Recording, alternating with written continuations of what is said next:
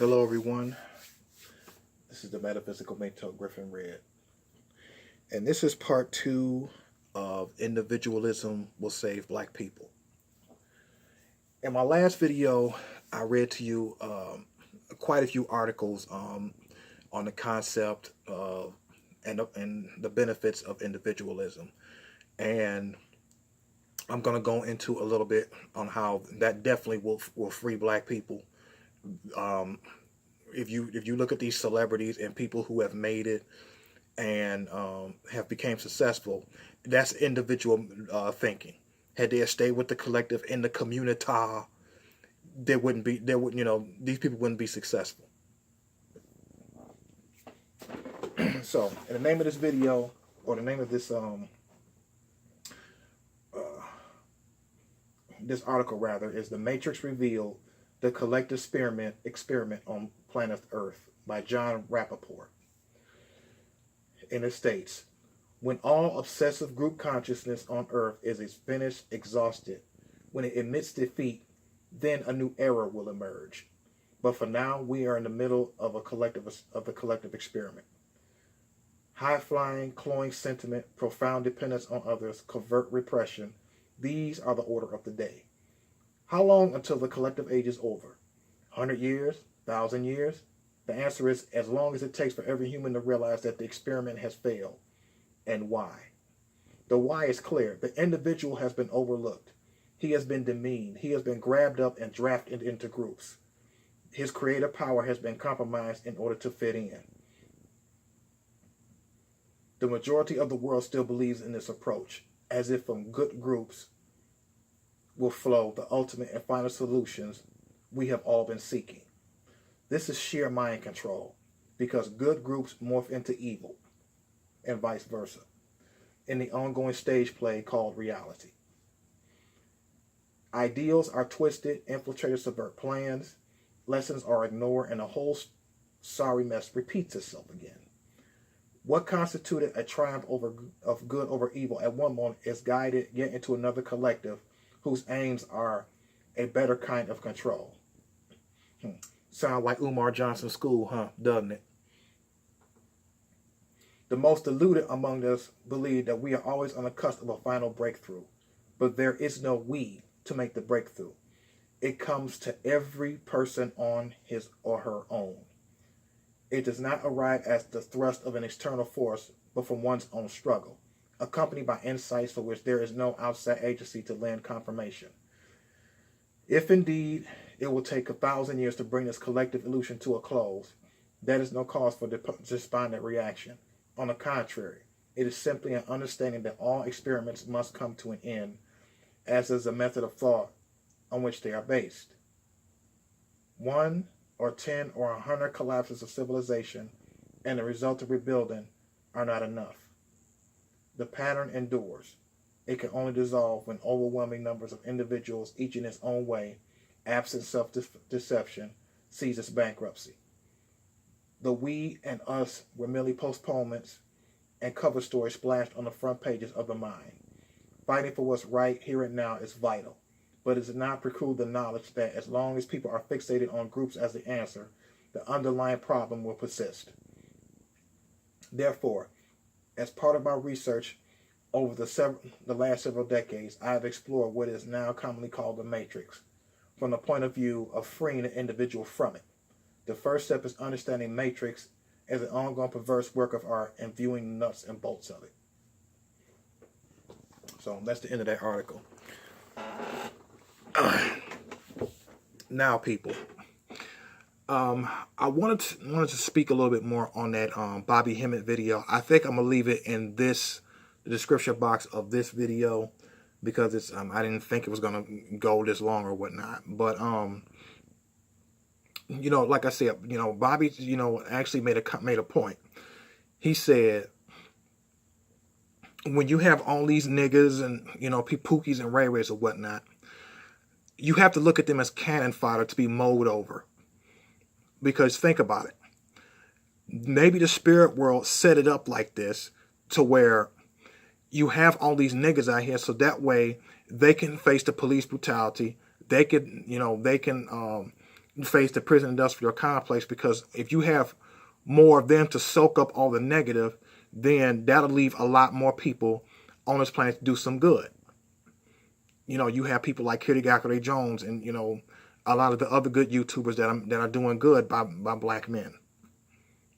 You know, I'm making my videos, you know, to kind of offer maybe like a, you know, a spiritual, you know, metaphysical viewpoint, and to try to help my brothers out, you know, the best way I can, like I said, through magic and through other spiritual means. I had GW3 and we had several discussions concerning the, you know, this individualism, and he actually made a few videos on this like a short while ago. This was maybe like a couple years ago or whatever. But anyway, he actually talked about how free thinking will free black people, and Neely Fuller Jr. did quite a few videos. You know, even though, you know, he's wrong on the so-called the interracial thing or whatnot, because he believes that, you know, if you sleep with, you know, if black men sleep with white women, that means they're sleeping with the prison warden, you know. And like I said, I agree with him, because he does a lot of great videos on individualism, but you have to consider his age and his accent, that he's going to have that old fucked up 20th century mindset. So you know, people like that, you really can't help the mindset or whatever. So you just have to you know, take whatever he say with a grain of salt or whatever. But gentlemen, if you were in the sound of my voice and you kind of see what's going on with this so-called black community, you need to save your money. If you're there and you're stuck, get you 2 jobs, do what you got to do, and get away from that place. It's time for us to leave this so-called black community and let it burn, because it's a crime-driven matriarch of a bunch of people who are terrified and afraid of their own happiness and freedom. So therefore, they will sabotage and undermine yours, because you were brave enough to do what they were afraid to do. And that's what I think it is. The crabs in the barrel thing, it's you know, it's alive and kicking. And I really get sick with these pro-blacks when they tell you, oh, well, the reason the black community is in shambles is because you're not here to uplift us. Why do we need to uplift grown-ass people? Why? Why the fuck do we need to come back to the hood to uplift y'all? When you have countless videos of black men trying to go up in here to try to create rec centers, you know, for these young youths, and they beat the fuck out of them. But you don't want to talk about that, because that flies in the face of logic. And y'all don't give a fuck about black people either, because if you did, you would get to root of the damn problem. The black community went into shambles after black feminism and welfare policies just affected the black community. I really believe that black people could have very well integrated in society had they not introduced welfare and feminism. And you really not gonna like what I'm about to say. When people decry, you know, and you know, they try to, you know, bring back, well, you know, Black Wall Street, Tulsa, Oklahoma, and everything. That's romanticism. Okay, so what? You want us to separate, build these communities and everything, build these so-called great communities or whatever, so they can be bombed again? So you talking about building this matriarchal utopia where we kiss the black woman's ass? Is that what you want? You can have that shit. And if you ask me, my honest opinion is, I believe that it was more than one party responsible for the destruction of Rosewood, Tulsa, Oklahoma, Harlem, and all these other race riots throughout America. It was more than a white man. I'm gonna just leave it at that. Leave a comment if you agree. And I'm just going to leave it at that. So, black man, if you have any ideas, you have any endeavors or anything like that, continue to pursue them, but you have to get away from the so-called black community, because it has to go. And it's a cesspool of, like I said, of people who are scared of freedom. You need to come in here, uplift them or whatnot. What are these pro-black niggas doing? And then I know a lot of them, these so-called conscious niggas, talking about, applauding, the Senegalese, killing that missionary. Now, mind you, he shouldn't have had his fuck beaver looking ass over there anyway. They warned him not to come over there. And they're saying, well, that's how black folks should be when we should build our black nation. That's how we should do that. They talking about, well, they've been isolated for 20,000 years. Look, they still got their melanin. Okay, but they don't have an immune system either. And they've actually gotten shorter. And you know why they're so violent? Because there's so much inbreeding. Look it up. It's been scientifically proven.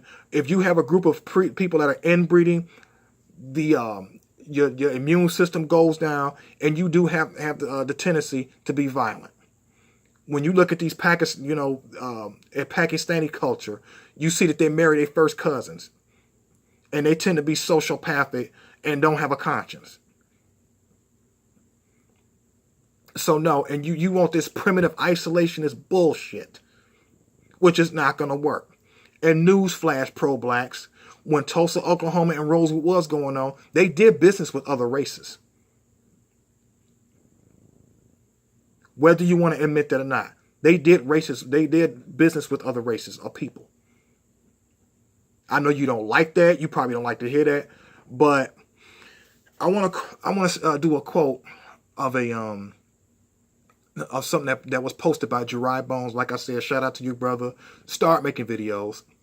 He actually said that racism, or this whole, I'm black and I'm white and everything like that, is protectionism. Because they have not done well in society, so they figure, hey, well, I'm white, or I'm black, or it's because I'm black, or it's because I'm white, or whatever. See, people like this are afraid to be on their own. You know that you are an ebony man. That's all you need to do. That's all you need to know. Continue to be an individual, and continue to fight for your individual mind, my brothers. This is a battle going on for your mind. And if you ask me, I believe all these old paradigms of family and crew and blood and all this stuff, that's going by the wayside. We're entering a new era. So all these old paradigms have to die out.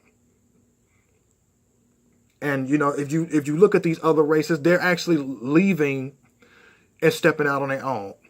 You believe it or not, you have white people that are sick of other white people. You have Asians that are sick of other Asians. This is natural. We're going into a new paradigm, and the Native Americans talked about where people are going to be the chosen people are going to be leaving their tribes to form one tribe. So these niggas and shit like that, they're going to have to die off. I know, some of you guys, who subscribe to my channel are Hebrew Israelites. And, to an extent, I do believe that there is a purge coming, and a lot of these people are going to have to go. Where you live at, that's why I said you have to get out of these fucking areas. There is no black community. Let them niggas burn. Because they're not your people. They are NPCs. They are, like I said, they're backdrop, they're stage prop people. They're never going to wake up. You're never going to free them. You have to free yourself. This is an individual endeavor.